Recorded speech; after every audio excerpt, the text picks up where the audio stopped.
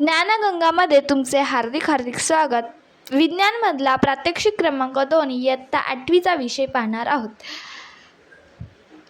निष्कर्ष. भाकरीच्या किंवा पावाच्या तुकड्यावर डॅश तंतू वाढतात. कापसासारखे पांढरे तंतू वाढतात. 2. पावाच्या तुकड्यावर वाढलेल्या कापसासारख्या पांढऱ्या तंतूंना डॅश म्हणतात. बुरशी.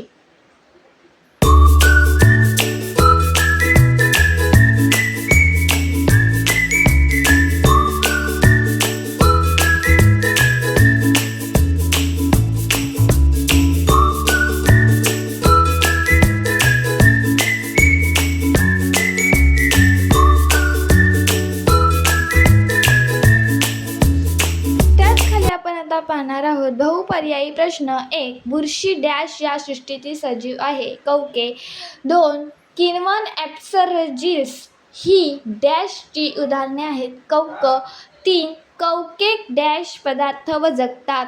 कार्बनी. 4. पावाच्या तुकड्यावर वाढणारी बुरशी डॅश असते. कापसासारखी पांढरी तंतुमय. 5. कवकाची पेशीभित्तिका डॅश या जगातील शर्करेपासून बनलेली असते. कायटिन.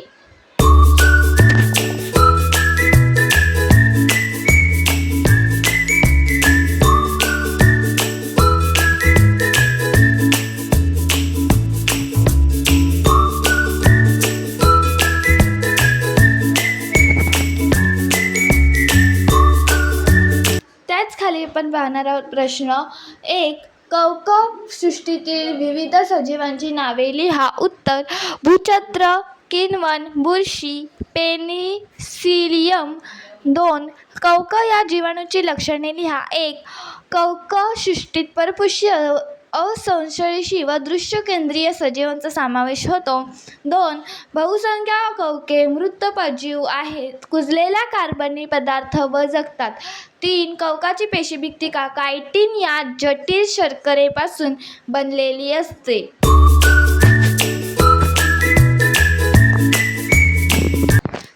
त्याच खाली पाहणार प्रश्न 3. ओलसर पावावर वाढणाऱ्या सजीवांची नावे लिहा. उत्तर. ओलसर पावावर प्रामुख्याने बुरशी वाढते. वैज्ञानिक भाषेत याला म्युकर किंवा रायझोप्स म्हणतात. त्याच खाली आपण आता पाहणार आहोत प्रश्न 4. पावामध्ये असे कोणते घटक असतात ज्यामुळे त्यावर बुरशी वाढते. उत्तर. कर्बोदके हे बुरशीसाठी अन्न म्हणून कार्य करतात. प्रथिने आणि खनिजे जे त्यात पोषणास मदत करतात.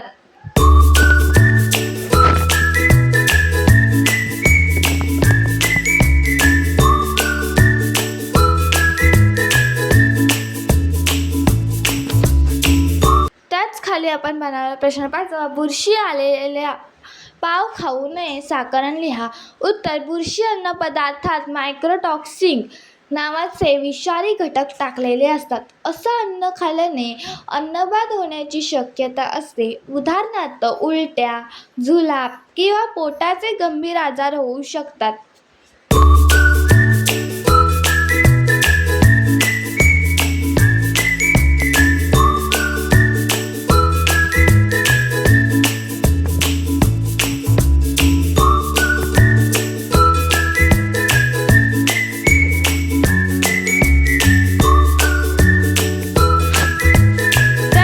आपण पाहूया प्रश्न 6.